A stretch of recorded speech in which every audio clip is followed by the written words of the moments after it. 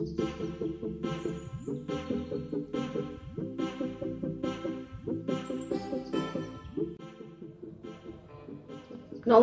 Let's cook চ্যানেলে সবাইকে স্বাগত। বিনা পুর তৈরি করার ঝামেলা ছাড়াই সুজি ময়দার চটজলদি পাটিসাপটা তৈরি করব। তাহলে এবার কি কি লাগছে দেখা যাক। সুজি লাগছে 200 গ্রামের একটা প্যাকেট, ময়দা, পাটালি গুড়, আর পুরে লাগছে আমার দোকানে, মিষ্টির দোকানের যে সন্দেশ গুড় দিয়ে জাল করার থাকে, মাখা সন্দেশ বা কাঁচা গোল্লা, সেইটা এনেছি, আর দুধ। আমি মিক্সির জারে এই 200 গ্রাম সুজির প্যাকেটটা ডাস্ট বানিয়ে নেব, মিহি ডাস্ট করে নেব, তাহলে আমার ব্যাটারটা খুব স্মুথ হবে। সুজিটা আমার ডাস্ট করা ডাস্ট। এবার আমি প্রথমে সুজিটা দিয়ে দিচ্ছি, তারপরে 100 গ্রামের মতন ময়দা দিয়েছি, দিয়ে দিচ্ছি পাটালি গুড়, এটা একটু ডেলা ডেলা আছে।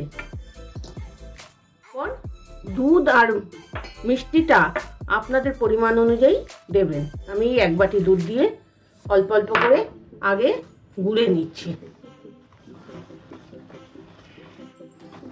ব্যাটারটা, গুড়টা গলে গেলেই ব্যাটারটা আবার পাতলা হয়ে যাবে, এই জন্য প্রথমে বেশি দুধ দেওয়া যাবে না পাটালি গুড় দিয়ে করলে।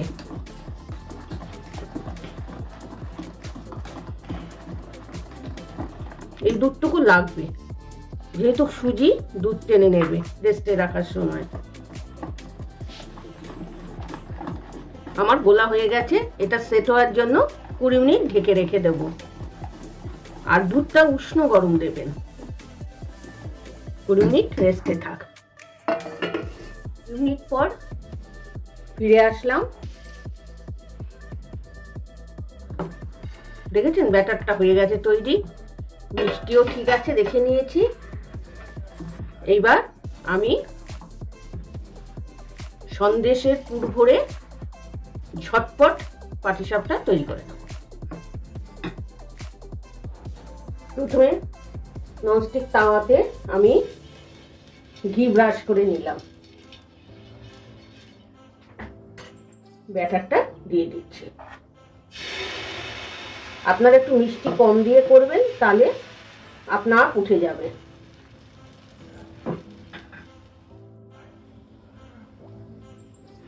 এবার পুরটা সন্দেশে দিলাম। এবার দেখুন ব্যাটারটা শুকিয়ে গেছে, আস্তে করে দেখুন উঠেই গেছে, একদম বিনা ঝামেলায় পুরো তৈরি করতে হলো না আমার। এদিকে বাচ্চারা পাটিসাপটা খেতে ভালোবাসে, চটজলদি বানিয়েও দিলাম। দেখলেন তো, আপনারাও এবার বানাবেন বাড়িতে, দেখবেন খুবই ভালো লাগে। সবসময় ক্ষীর আর নারকেলের পুর দেওয়ার থেকে এটাও ভালো লাগে। এক এক করে সব বানিয়ে নিচ্ছি। দেখুন পুর তৈরি করার ঝামেলা ছাড়াই সুজি আর ময়দায় পাটালি গুড়ে চটজলদি পাটিসাপটা হয়ে গেল। আপনারাও বাড়িতে বানাবেন, বানিয়ে কমেন্টসে জানাবেন কেমন হয়েছে।